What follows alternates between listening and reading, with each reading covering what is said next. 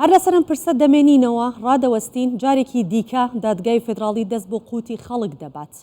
جارێکی دیکە ئەو خزمەتگوزاریە گشتیانی کە دەبێت بۆ بڕەپارێ ئەنجام بدرێت جارێکی دیکە دادگای فێدراڵی دەبێتە لەمپەر لە بەردەمی. دەمانەوێت زیاتر گفتوگۆ بکەین لە هەولێرەوە بەڵێن عەبدوڵڵا سکرتێری حزبی زەحمەتکێشانی کوردستان لەگەڵمانە سەبارەت بەم پرسە گفتوگۆی لەگەڵ دەکەین. بەڕێز بەڵێن هۆکار چییە کە دادگای فێدراڵی لەم بارودۆخەی ئێستای عێراق و هەرێمی کوردستان کە لە یەک نزیک بوونەوەیەک و لە یەک تێگەیشتنێک هەیە ئەم بڕیارە لەم شێوەیە یاخود بڕیارێکی لەم شێوەیە ئەدات؟ زۆر سپاس. ئەمە پێم وایە ئەو بڕیارەی دادگای فێدرالی عێراق و سەرجەم ئەو بڕیارانەی پێشتریش دەری کردووە بەرامبەر هەرێمی کوردستان و سەرجەم بڕیارەکانی ڕابردووی حکوومەتی دەسەڵاتدارانی عێراقیش بەرامبەر هەرێمی کوردستان سەرچاوەی لە سیاسەتێک گرتووە کە سیاسەتێکی بەرنامە داڕێژراوە لە چوارچێوەی استراتیژیەتێکی لە عەقلێتێک سەرچاوی هەرگرتووە کە نەبڕوایان بە دەستور هەیە و نەبڕوایان بە شایستە بە مافە دەستوریەکانی هەرێمی کوردستان هەیە و لەی پەشیمانن. هەر جارە بە بیانووەک بڕیاراتی نادەستوری دەردەکەن، بڕیاراتی سیاسی دەردەکەن دژ بە هەرێمی کوردستان. بە کورتی ئەوان دەیانەوێت ئەو تەجروبەی هەرێمی کوردستان کە سەرچاوی لە دەستورەوە گرتووە شکستی پێبینن و هەرێمی کوردستان لە قالب بدەن بچووکی کەنەوە. ئەوە نەک زەرەری لە هەرێمی کوردستان داوە بەڵکو زەرەری لە سەرجەم پرۆسەی سیاسی لە عێراق داوە و پێش ئەوەی زەرە لە هەرێمی کوردستان بدەن زەریان لە عێراقیش داوە. عێراقیان کاول کرد بەو سیاسەت و بەو عەقلێتە کە عێراقی پێبەڕێوە دەبن. لۆیە ئێمە لامان سەیر نییە، ینی ئەوەی کە ئێستا دەیکەن لە چوارچێوەی استراتیژیەتێکی سیاسیە بەرنامە بۆ ڕێژراوە، دوورە لە دەستور، دوورە لە مافە دەستوریەکان، دوورە لە هەر محکەمەکە خۆی ئەو محکەمەی دادگای فێدرالی خۆی نادەستوریە. ئەوەی کە دەستور دیاری کردووە شێواز و پێکاتەکەش هێ نادەستوریە. لەبەرەوە ئەو پێکاتنەی کە ئاخر پێکاتن لە نێوان لایەنەکانی عێراق و هەرێمی کوردستان و لایەنە سونیەکان بۆ پێکەنانی ئەو کابینەیە تازە زەمینەیە کات بە پێش کە لە تێگەیشتنێک دروست ببوو دەبی ئیستحقاقاتی هەرێمی کوردستان بنێرن و لە ماوەی 6 مانگیش یاسای نەوت و غاز لە عێراق دەربچیتن. بەداخەوە ئەوان کۆسب دروست دەکەن و ئەو بڕیارەش یەکێکە لەو بزمارانەی کە لێ ناگەڕێ نە عێراق ئیستقرار بکاتن و ئەو بارودۆخە تازەی لە عێراق هاتووە پێش و لێک تێگەیشتنێک دروست بوو. دیارە خۆمان دەزانی بەڕاستی ئەوەی کە لە عێراق دەگوزرێ ئێستا دەوڵەتی عەمیقەیە، حکوومەتی دەسەڵاتێکی نییە، دەوڵەتی عەمیقە لە پشتی پەردەوە حکم لەسەر هەموو شتەکان دەدات. باشە کاک بەڵێن ئێستا جەنابەت ئاماژەت بۆ کرد ئەمە تەنیا زیان بە هەرێمی کوردستان ناگەێنێت بەڵکو زیان بە کابینەی نوێی ئەم حکوومەتەی عێراقیش دەگەێنێت کە ئێستا لە یەک نزیک بوونەوەیەک لە نێوان حکوومەتی هەرێمی کوردستان و بەغدا هەیە.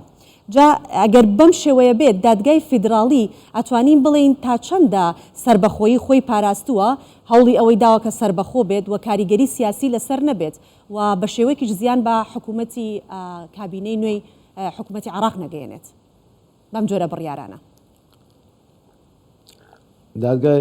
دادگای فێدرالی عێراق لە پشتەوە ئەمە پێما وایە کاریگەری سیاسی لەسەری هەیە و لە چوارچێوەی ئەو استراتیژیەتەی کە بەرنامە ڕێژی بۆ کراوە لە دژاتی هەرێم هەرسوکەوت دەکاتن.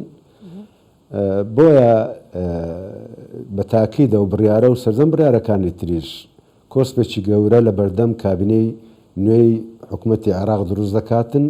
سەدان پرسیار و سەدان گومان دروست دەبی لەسەر ئەو ڕێکەوتنانێک کە دروست کرا و متمانە نامینێ لە نێوان پێکاتەکانی عێراق و عێراق بەرەو ئاراستەیەکی خراپ دەبات. بەڵێ باشە بڕیارێکی لەم شێوەیە چەند کاریگەری لەسەر ڕێکەوتنی پێکێنانی حکوومەتی نوێی عێراقە بێت لە کاتێکدا لە ڕاگەنراوێکدا بینیمان کە خەمیس خەنجەر بە ناڕاستەوخۆ ئاماژەی بەوە داوە کە گەلی کوردستان گەلی ئێمن خۆشەویستن بۆ ئێمە بە هەر جۆرێک بوو ئاماژەی بەوە داوە. ئەمە تا چەندیش ئەتوانێت ئەم بڕیارە ناکۆکی دروست بکات لە ناو حکوومەتی نوێی عێراق بۆ خودی عێراقیەکان؟ ئەوە یەکەم شتە کە کابینەکە ئەو کابینەیە کە ڕێکەوتن کراوێنەوە لایەنە سیاسیەکان بە تاکید مزداقەتی خۆی بەرامبەر ئەو ڕێکەوتنە و واژوانەی کە کردیتیان مزداقەتی خۆی لەدەستداتن. ئەوە لایەنەشتیش بەڕاستی دەبی حکوومەتی هەرێمی کوردستان و پەرلەمانی کوردستان نوێنەرەکانمان لە بەغدا لە سەرۆکی کۆمار لە وەزیرەکانمان فراکسیۆنەکانمان لە بەغدا دەبی بە هەڵوێستێکی یەکلاکەرەوەی یەکگرتووانە ڕوبەڕووی هەموو ئەو پێشێرکارانەی دەکرێتن پێشێرکارە دەستوریانەی دەکرێتن بەرامبەر هەرێمی کوردستان دەبی بڕیارێکی یەکلاکەرەوە بدەین. ئەوە هە لە دوای پرۆسەی ئازادکردنی عێراق و لە دوای نووسینەوەی دەستور هەموو زیاتر لە 50 مادە و بەندی دەستور پێشێر کراوە بەرامبەر هەرێمی کوردستان بەرامبەر کۆمەڵانی خەڵکی عێراقیش تاکەی ئێمە بێدەنگ بین بەرامبەر ئەو کار و کردەوانە ناڕەوانەیە کە بەرامبەر پرۆسەی سیاسی لە عێراق دەکرێتن بەرامبەر بە هەرێمی کوردستان دەکرێتن. بۆیە بەڕایما ئێمە کاتی ئەوە هاتووە بەڕاستی سەرجەم لایەنە سیاسیەکانی هەرێمی کوردستان بە نوێنەرەکانمان لە بەغدا لە پەرلەمانی کوردستان لە حکوومەتی هەرێمی کوردستان لایەنە سیاسیەکان دەبی هەڵوێستێکی یەکلاکەرەوە بنوێنین. چیتر چاوەڕێ ئەوە نەکەین بەڕاستی ئەوان گەمەیەکی سیاسی بەرامبەر ئێمە دەکەن و چیتر بوار نەدەین بۆ ئەو گەمە سیاسی و تێپەڕاندنی ئەو پلان و نەخشەی کە دایان ڕشتە بەرامبەر هەرێمی کوردستان. بۆیە پێویستە لایەنە سیاسیەکانی کوردستان چیتر بێدەنگ نەبین هەڵوێستێکی یەکلاکەرەوەمان هەبی و چیت کە دەرفەتیان نەدێنێ ئەو لێکترازانەی ئێستا لە هەرێمی کوردستان هەیە بچینە بەشێک بی لە نەخشەی ئەوان کە ئیستفادە لەو لێکترازان و لێک دوورکەوتنەوەی کە لە هەرێمی کوردستان هەیە دەرفەت لەوە وەربگرن.